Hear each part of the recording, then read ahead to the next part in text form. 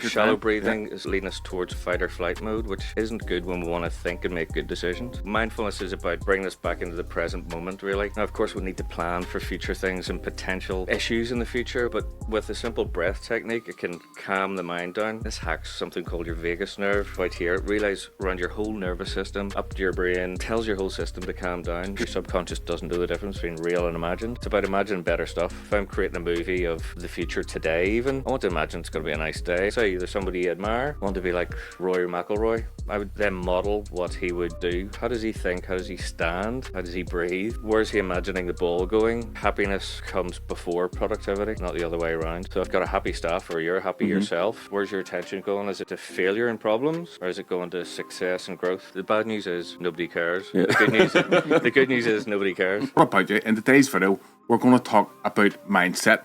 Most small business owners, whenever they want to grow their business, have a certain mindset that they just can't overcome.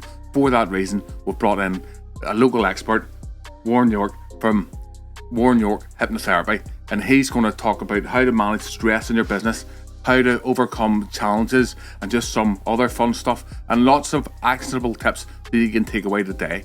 Now, before we start into the podcast, let me tell you about the sponsor. This podcast is sponsored by Jobber. Jobber is my go-to software. It does all my scheduling, my invoicing, and my quoting, and it gets me paid faster.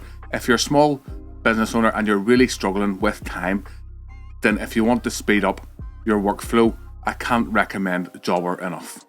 To get your exclusive Premier Lawns discount and a 14-day free trial, it's premierlawns.link/jobber. In this episode, learn how to beat self-doubt, stay composed under pressure, and use productivity hacks that keep you focused. So Warren, would you like to introduce yourself a bit, maybe plug your business? I'm Warren York. I run a business called Warren York Hypnotherapy and Stress Solutions. I help people with their mindset and overcome limiting beliefs and that kind of thing. So I started off doing a degree in psychology years and years ago in the 90s, but I learned more about psychology and mindset after I did that degree. I travelled a bit. I worked in London, Toronto, Holland, did a bit of travelling, worked in TV, strangely enough, for about 16 odd years as an editor. During that time, I discovered that you could learn to be a hypnotherapist, which piqued my curiosity. So I decided to do just a course in it. I was a bit skeptical about it and thought it'd be clucking like chickens and all that kind of thing. But Look into my eyes, look into my eyes. Not around the eyes. But on day one, I found that it was a very practical psychological tool to make improvements and overcome things like fears, phobias, habits, and make improvements in your life. So I was smitten from day one, did many courses, qualified as a clinical hypnotherapist while I was still working in TV. Then I was able to branch out and start up my own small business. So as a small business owner yourself? Yeah, I'm a small business owner myself, so I know all the challenges of that and setting up. I had this sort of luxury of starting that up part-time while I was full-time employed as a staffer. Then I went freelance, so it's being a freelance editor and then becoming a hypnotherapist and using any rooms that would have me. I was just hiring rooms ad hoc and like beauty places and things like that, and then eventually got my own premises, which ramps it up quite a bit then with expenses. The pressure's on then to bring in the work? Yeah, it's one thing being a part-time business owner and getting a few clients a week while the steady job's going, but then when you go, okay, can I ramp this up to a full-time thing to pay the mortgage and feed the children, then it's a whole different game, and there's a bit of a leap of faith there and a bit of a growth mindset I think you need. Yep. So can you explain what mindfulness is and how it can help business owners make better decisions? Okay, I think just as human beings, we're naturally prone to dart off into the future and think about past things. So mindfulness is about bringing us back into the present moment, really. Now, of course, we need to plan for future things and potential issues in the future. We need to plan for those kind of things, of course, but a lot of us spend the time worrying too much, which prevents us from taking action. So there's a lot of different kinds of practices. Mindfulness, people think of a meditation kind of practice, which it is as well, but it's more of a day-to-day practical thing that business owners can do. Anybody can do as well. So it's little techniques about bringing your attention back to, I'm sitting in a chair in this room with you guys, rather than thinking about what's for lunch later on or thinking about potential clients I have later on today and what I'm going to do with them. It's like, okay, I need to be focused in this moment. Calming your nervous system as well, that's a key, because if we're all... What tips would you give somebody to calm their nervous system? The nervous system, the number one thing, and I'll probably mention this a few times, is a breathing technique. to bring your attention back into the moment. So we tend to get stressed, which raises adrenaline, cortisol, and we do shallow breathing. So that tells our brain that there's something up and something to be alarmed about. It shuts off the thinky part of the brain, your prefrontal cortex. I don't want to get too detailed into that stuff. But it's all chemistry and hormones. But with a simple breath technique, it can calm the mind down, which leads you to make better decisions. So I'll show you this now. You can try this at home as well. So if you breathe in through the nose, ideally, if you're not blocked up. So you breathe in down to the tummy, like the belly button kind of area for the count of 3. So you do that. The diaphragm pushes down, pushing your tummy out. Hold it for a little beat and exhale longer, like the count of 6. So like the tummy would rise with the in-breath and fall with the out-breath. So you need to exaggerate it just to practice it. So it's in for the count of 3. Tummy rises. Hold for a little beat, out for the count of 6. Now this hacks something called your vagus nerve. About here, it relays around your whole nervous system, up to your brain. It tells your whole system to calm down. Now your thinky part of your brain's back online. You can make better decisions. You're not so controlled by emotions. Then you're bringing your attention back to the present moment and a breath. Yep. It's very simple. It's too simple. People think it's too simple. How's that going to work? But it actually changes Just so much. Just remembering to breathe. Just remember to breathe. But people just hold their breath so lot. They go, just take your time. Take your time. Or Take your shallow time. breathing is leading us towards fight or flight mode, which isn't good when we want to think and make good decisions. So that calmer breath tells our body to relax, gets our brain back online. That's one thing you don't think about. Breathing is just natural, Yeah. so it's taking that back in to think about what you're... It's rather than your body just leading things, Yeah. you're leading the body. Other good techniques are visualization. We can imagine very well things going catastrophically wrong.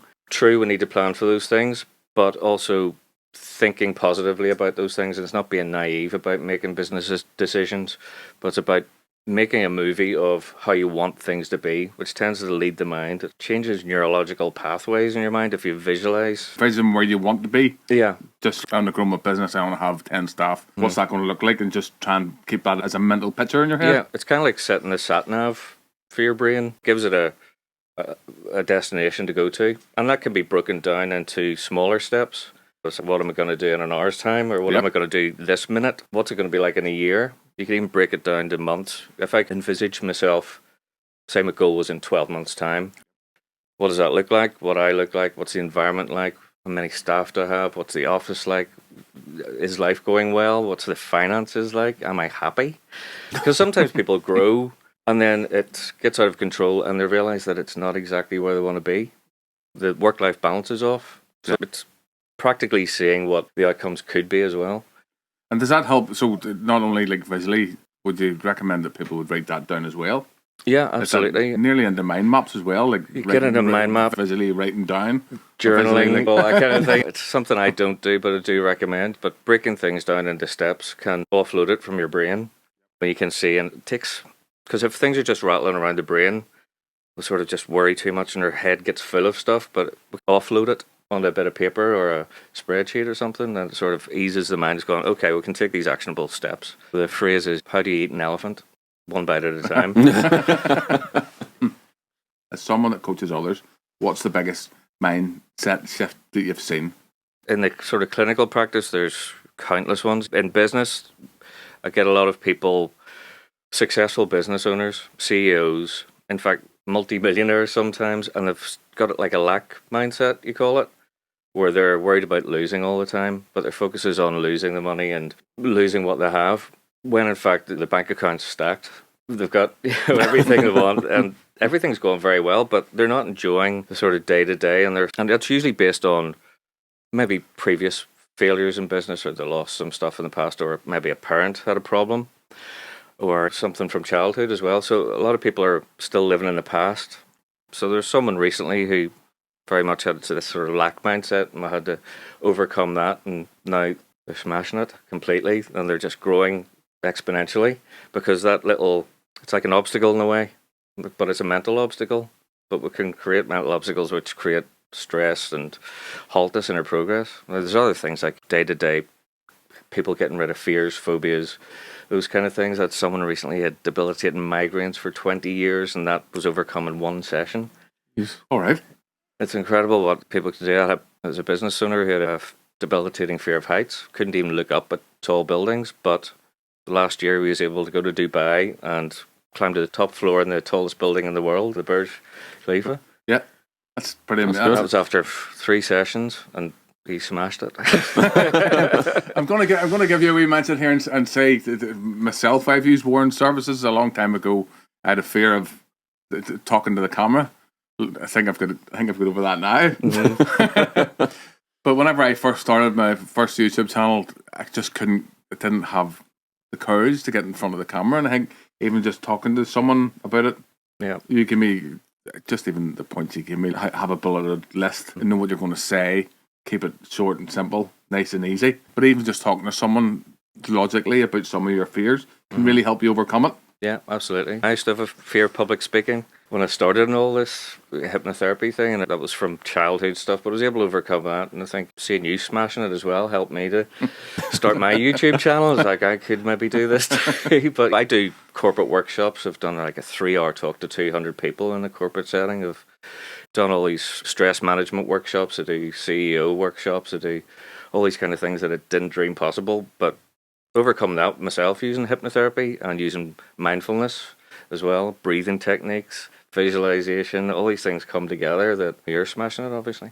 So, how can hypnotherapy help business owners overcome self-doubt? Okay, usually we would start with having a conversation about it, how things are, what the self-doubt or lack of confidence or imposter syndrome, which is very common, what that's getting in the way of, and how much better things would be if we did overcome it. And then we'd have a little trail back to, I wonder why that came about, the self-doubt. Now, everybody does have a bit of self-doubt. Mm-hmm. You know, I have it a bit, and a lot of people have imposter syndrome. Mainly it's because they want to do well or come across well doing a podcast or do well in business, so it prevents them taking action because they want to be perfect. There's perfectionism's a bit of an issue too. And then that'll prevent people taking action. But through conversation, even in hypnotherapy, that helps root out some of the problems that often people don't get a chance to talk about. Then in hypnotherapy, which is different to movies and TV shows and stage hypnosis, it's more about visualization, breathing, relaxing, mindful exercise. So it helps your subconscious that runs everything in your mind and your body to overcome those things. The conscious mind that we're talking with now, like captain of the ship, us talking, captain of the ship, everything else is the crew below decks, beating your heart and running an immune system and everything you've learned from the day you were born, basically, how to drive a car, walk, talk. It's all automated pretty much. But as we pick things up, we can pick reasons for self-doubt up through life. So sometimes we can uncover what those things are using hypnotherapy rather than just through a conscious conversation. So talk to the subconscious and go, here, see that thing there, can we get rid of it? Essentially. What is the reason for that self-doubt? Is it maybe my fear of public speaking was because I think it was because when I was 8, I was doing a talk in school and the teacher made a bit of a fool of me, made me feel embarrassed, made me doubt myself, made me want to talk up less or speak up less. So once I figured that out, I was able to build the confidence up again. My own fear of public speaking is I'm not great at reading things, and I'm always scared that if you get up on stage then you're going to be like, oh, I'm going to struggle here. But you do everything yeah. better when you're just yourself. I think we talked about that. So just be yourself. Yeah. I've got some notes here, but I think it's better if I don't refer to them and just have a conversation. Be yourself. Not trying to put on a big front. We'll adopt different personas here and there, but just being yourself and relaxing into it. Remembering to breathe. Remembering to breathe. Remembering to breathe. I've Bring it back to the breathing every time. Like in the past, I've done a few, I wouldn't say public speaking, but speaking to a group, and I always feel that they're going to hear the nerves in your voice. Like when Yeah. you're talking, you almost emphasize your own voice in your head. Yeah. And that to me, I was like, I'll be speaking to them. We're looking across and I'm like, I must sound like I'm a jittering idiot. Yeah. But then you look at everybody and it was just like, The main thing they is don't even know. nobody really cares. No. Yeah. But in our own heads, we think all eyes are on us. Everybody's judging us. We're mind reading as well. We're Yeah. thinking what other people are thinking. And once we get rid of that, everybody's just thinking their own thoughts and worries, really, or thinking about what's for lunch. Yeah. But it's a very common thing. People are very... I get a lot of people for fear of blushing as well. Yeah. If they're a CEO in a boardroom and it's a big, high-powered meeting, they still want to show that they've got emotions and feelings. So they're like trying to tamp down blushing. So that's another big thing. And their voice shakes. But that's adrenaline. The voice shaking and stuff is adrenaline and tension. But if you take the breath, you drop the shoulders, you breathe correctly, the voice is clearer, Yeah. your mind's clearer. Everything just follows from that. You taking that little action, Your body follows what you want. It's he wants to relax and feel calm. It's like when you're saying there, like a lot of people are obviously thinking about, they don't think about you, they're always thinking about what they're going to do next. Somebody said that to me before. It's like, when was the last time, when you're overthinking somebody, when was the last time you thought of that person doing something? You're always thinking about what you've done, not what anybody else has ever done. The bad news is nobody cares. Yeah. The good news is nobody cares. Yeah. I remember the first few times that after I spoke to you and I went down into my local park and I just took the camera and I walked about with it. And occasionally somebody might look on, what's he doing? But then, as you say, nobody cares. Nobody cares. Everyone's got their own issues. Everybody's in their own anxieties, their own worries, what they're going to be doing later on. Most people are got the best will for us, essentially, as well. Whether it's doing a wedding speech or whatever it might be, or a business speech, they just want to know some information, essentially. And if you can share some information that you know that might be useful to them, then that's what you guys are doing. You're providing information and people are watching it because it's useful to them. How can small business owners identify burnout or the signs of burnout, and what can they do about it? Often business owners leave it too late. We're, as small business owners ourselves, we'll plow on. We don't take sick days. We work long hours. We work weekends. We're not noticing the body signals really until it's a bit too late, and then I get them in my office for burnout and they're like, what do I do? So usually if you start to pick up on these things, like fatigue, just feeling tired all the time, for exhaustion, those things, no particular reason, or headaches, aches or pains. Some people will even grind their teeth in their sleep and waking up with jaw pain or headaches. Those are things that are quite common and people start to notice. Just changes in appetite, sleep issues. It all feeds in to feelings of anxiety for no particular reason. But then ignore them and just go on, we'll get on with the day and not pay attention to these things. You can procrastinate as well. You're not making good decisions because the head's a bit foggy with that burnout feeling. Mind fog, yeah. We'll start moving towards fight or flight, the norm in a way, or the tension in the body, back to the breathing as well. Also, you can have a lack of motivation, a lack of the vision, forgetting why we're doing this in the first place, forgetting the work-life balance as well. Yes, you charge on. Yeah. You charge on, and then you get to the stage where, well, why am I doing this? Because I don't have... Yeah. That nothing's panning out the way I thought it would. I mean, when I worked in TV and I was building the hypnotherapy business, the hours were long. It was 11 o'clock at night, later, weekends, not seeing the family, but there was a tipping point where it all worked out. That was planned and short term. Close to a burnout, just trying to get it up and running, and especially getting my own premises and having to pay those bills. It was like, I just got to work 7 days a week if it takes it. I suppose another sign would be if you start hitting the drink too much. A lot of people would maybe have a tipple, and then you're starting to drink during the week. Yeah, that would be a good sign that you're heading for a fall. Drink, drugs, even caffeine to plow on through the day, ignoring your actual body signals of I'm tired, I need to take a rest here, so I'll take 5 coffees here and 5 cigarettes and plow on. When we've got like natural body rhythms of 90-minute cycles, and we should be listening. That's why in Spain they have siestas, I think. Every 90 minutes I need a break then, is it? I don't want to get involved in that one. But even diet and nutrition, we tend to go for carbs, sugar, to give us a quick fix and a quick hit. I'm guilty of it too. It's all those things that might be a sign that we're trying to override our stress signals or our body signals, and that's all clues to burnout. For anybody listening to this today and they think that they're on their way to burnout, what tips would you give them? All the simple, obvious ones, really. Have a little check-in with yourself and just see, how am I feeling? Am I getting this work-life balance right? Are you getting a bit of exercise and fresh air? I know it's boring, but it's the thing. Nature, trees, breathing fresh air. We're not designed to be inside all the time. You have a great job because you're outside all the time, but you can still burn out. There's things like the healthy diet, the exercise, sufficient sleep, 7 to 8 hours. A lot of business owners will be like, I haven't got time for sleep. I'll get 4 hours and that'll do me. That kind of thing. Just keeping a check on those things. And then you can go further if you want to practice like a meditation, even 5 minutes a day just to sit in a chair. I used to have a post-it on my laptop because I know all the benefits of meditation and mindfulness and all these things. But I'd come into the office, put on the coffee machine, get my notes ready, answer some emails, a couple of phone calls, first clients in, then we're off for the day.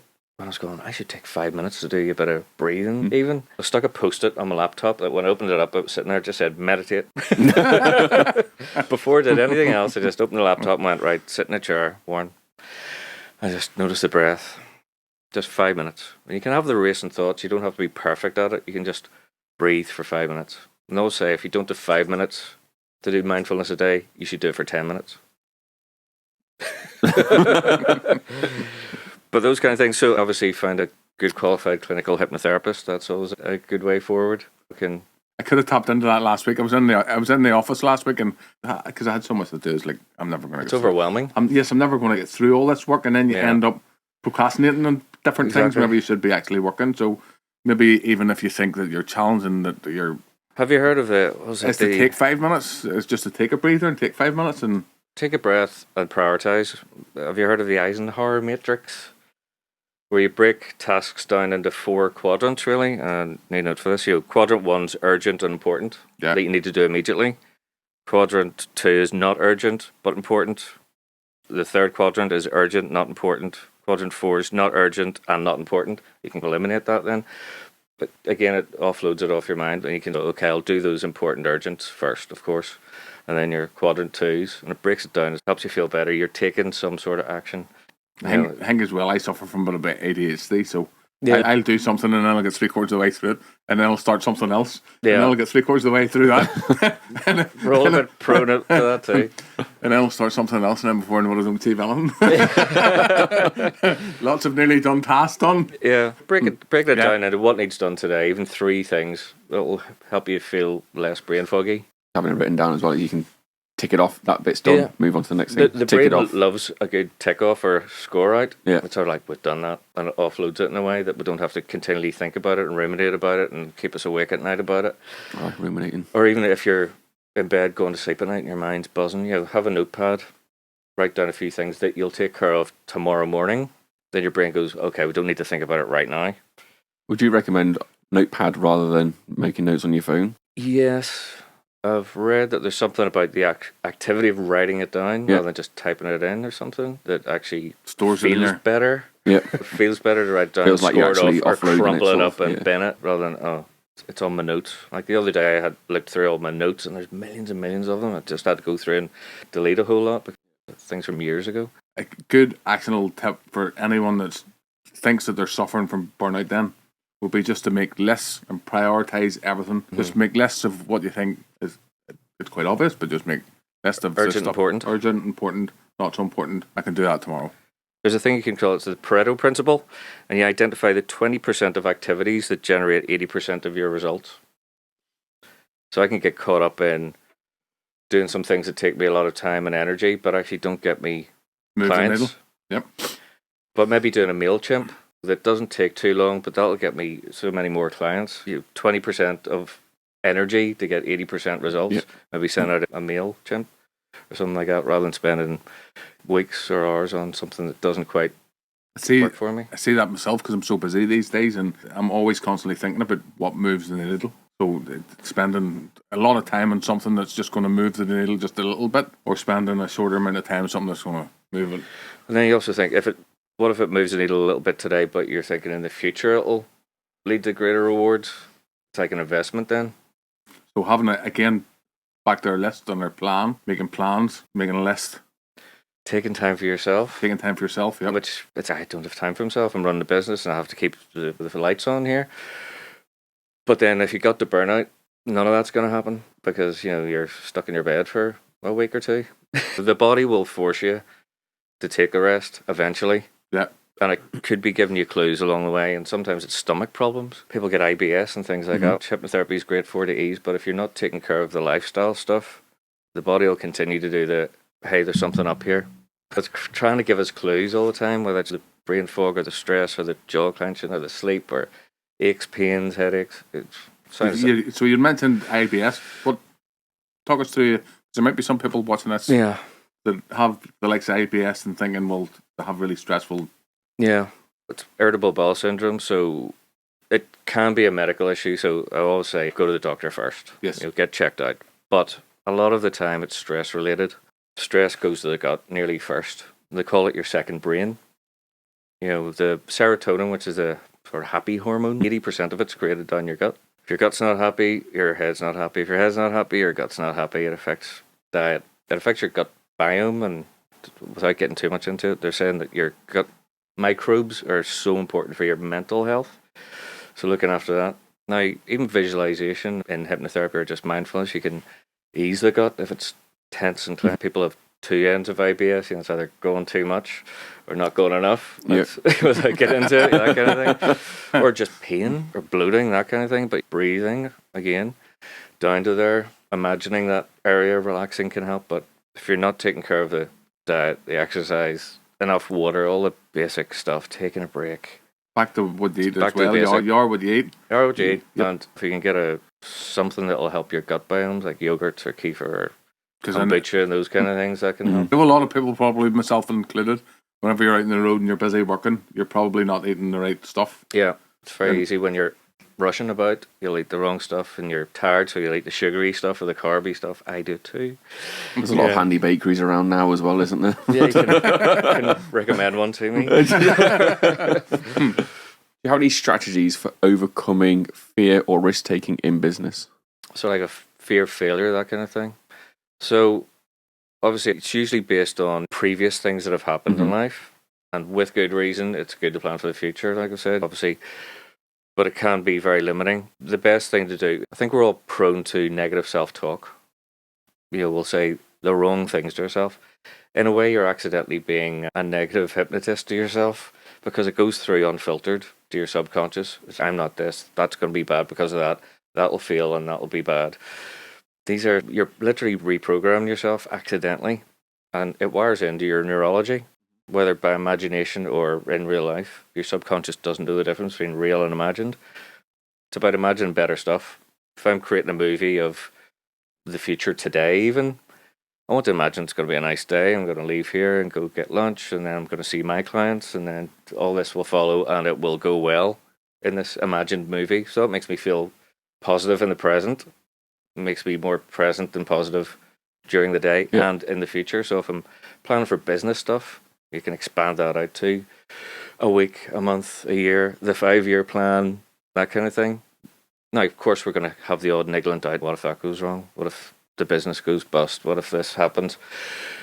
Taking the breath, interrupting that sort of pattern of negative self-talk, having an alternative without being naive as well, just going, it'll be fine because I'm taking these maybe actionable steps, or this first step, giving it a reason why it'll be okay, giving your own mind and body a reason why, okay, this will work out because I'm taking all the steps to make it work. I know what I'm doing. I know what I'm doing, and I know what I'm doing, and I know how I'm going to get there. Yeah. And I get very successful people, and there's even sometimes no evidence of anything going wrong, but they have all the self-doubt and imposter syndrome, usually based on childhood stuff, which is, why hypnotherapy can work, because it's good to talk.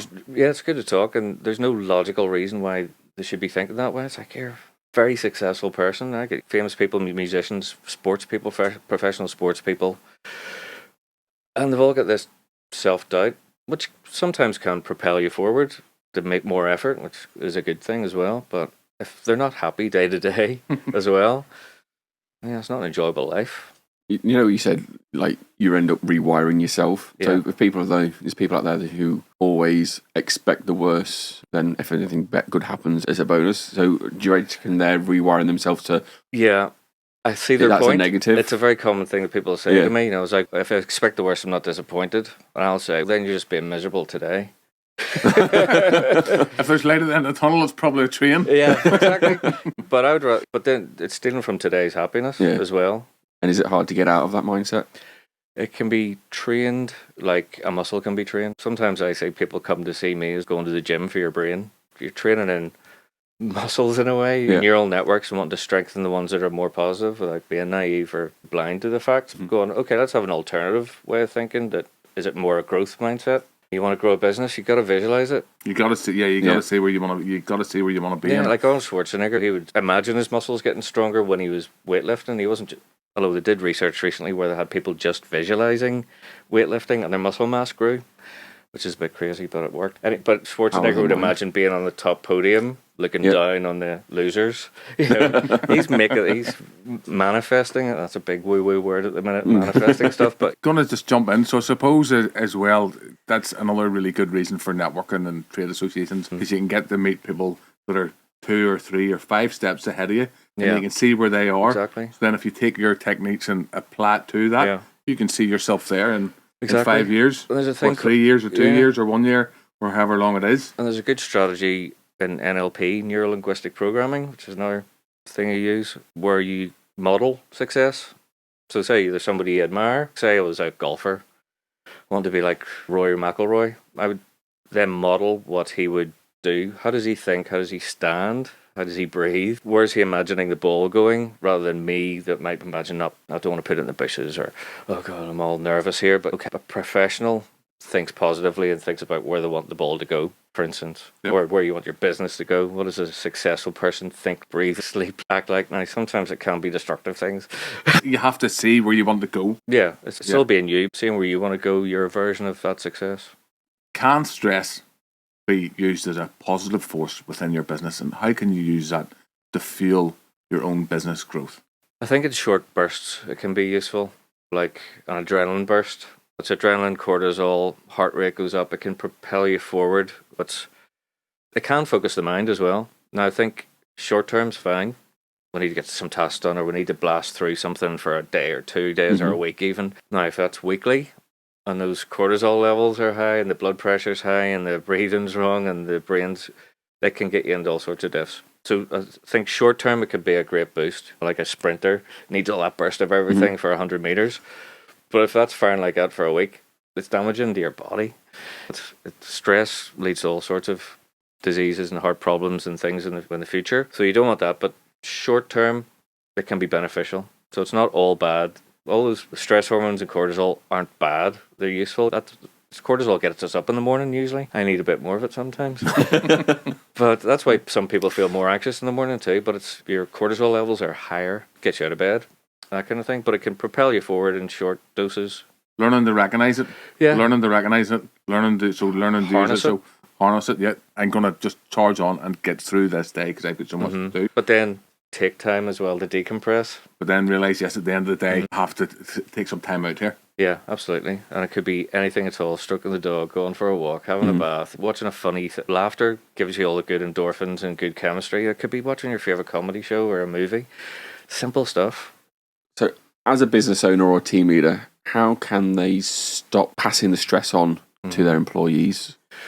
Number one is self-care, which a lot of business owners don't pay attention to. It's everything we've covered before. So the self-care is the main thing. And even if we are, as the business owner and captain of the ship, want to keep the crew or the staff calm. So everybody does a better job then. That's the goal in the end, to have your staff do a better, more efficient job. If I'm in panic mode and you feel that energy coming in a room and everybody else feels it too and maybe gets in the way of their motivation, that kind of thing, they're all getting paid, fair enough, but coming in with more of a gratitude for the mindset to let the staff know that they're doing a worthwhile job. People will give so much more back without having to do pay rises and that kind of thing even.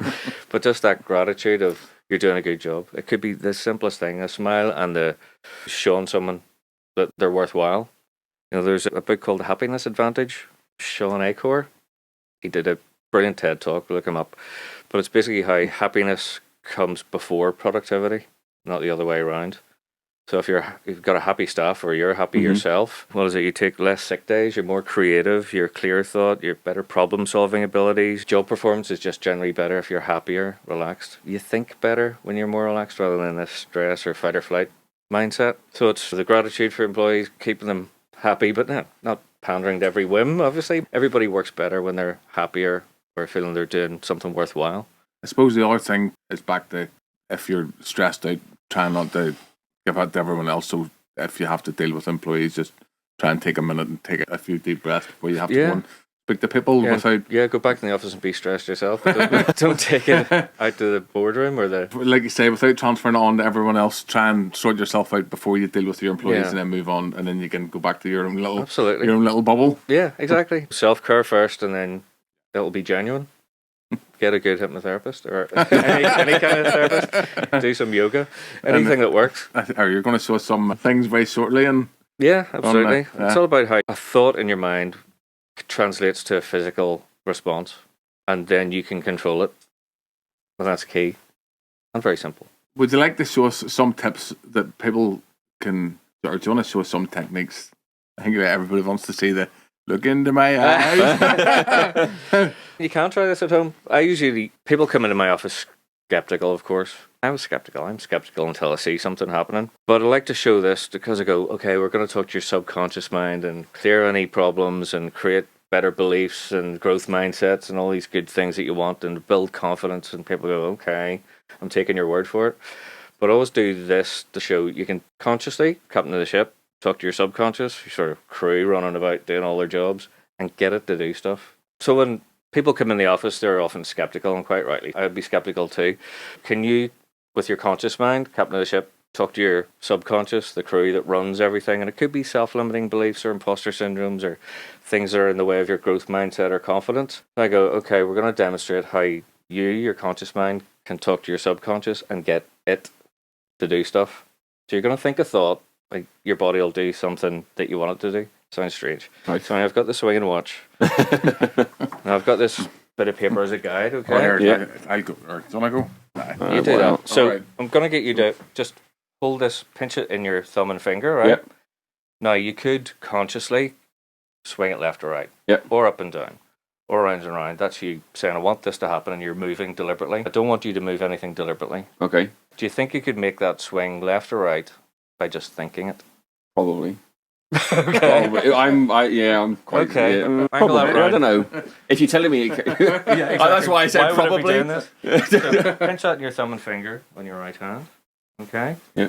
And hold that sort of dead center there. Okay? Now, without deliberately swinging it, and without resting your arm, actually, Oh, okay. because there's going to be subtle signals going through your body. Imagine left to right happening as you see it. Imagine the watch going left to right. Imagine that going left to right. So you're visualizing it. You're basically asking for an outcome to happen, which is the watch left or right. Yeah. Your subconscious is saying he's not moving his arm. We better do some stuff here. So nerves and muscles are engaging. The thought's creating a physical response. So suddenly your conscious and your unconscious are having a communication and giving you the result you want. Now you can see that working. It'll go bigger if you imagine it without doing anything deliberately. You might detect some little muscle movements, but not really. Imagine it going up and down this way. Imagine you focusing on towards you and away from you. And your subconscious fulfills that for you. Now, this works when you visualize anything in life, whether you're doing sports or business, fears, phobias, habits. You can imagine what you do want, and the subconscious will do that for you. Imagine it going around in a circle, clockwise or anti-clockwise. You decide what way you want it to go. Doesn't I feel guess like it's going anti-clockwise. Yeah. But you're thinking a thought of an outcome that you want. Yeah. Your body's producing that result all by itself. True? Yeah. How does that feel? Now send it any way you want, and that'll just demonstrate that you're completely controlling it yourself with a thought. So if a thought creates a physical response, it goes back to tension in the body or gut problems. If I'm imagining relaxation, it'll translate to a physical response. A clearer mindset, positive self-talk, all these things start linking up together. It's not just positive thinking and affirmations of I'm great. It translates to physical positive things. Yeah. That's mad. It's fair going for now. I thought, right, I'll go diagonally, and it started getting, I was like, oh, try to go clockwise now in my Yeah. head, and it just went, yeah. Yeah. So you're suddenly in connection with your body and getting it to do stuff just with an outcome thought. Yeah. Now you can do more useful stuff than make a watch swing. That's mad. But it's interesting, so you can just set that down there. Do you want to No. go? No. I've done it. No, I've done it before. That's why I got you to do it. Yeah. So, just thinking about what's in food, thinking about what's ahead of you, Yeah. thinking about what's ahead of you. Now, the pithy line is where attention goes, energy flows. So your attention was on left or right or up and down watch swing. Your energy went to that and made it happen. Same in business. Where's your attention going? Is it to failure and problems, or is it going to success and growth? Your energy, your subconscious, your inner GPS will align to that. Your sat nav is like towards success, and that's sort of demonstrated with the watch swing. Your attention and your energy followed that. So think about what you do want rather than what you don't want. Taking all the practical steps that you need to take in business. I'm going to say it. Everybody's going to go out buy a swinging watch now. That's going to be fun for the audio podcast. You have to send them a link.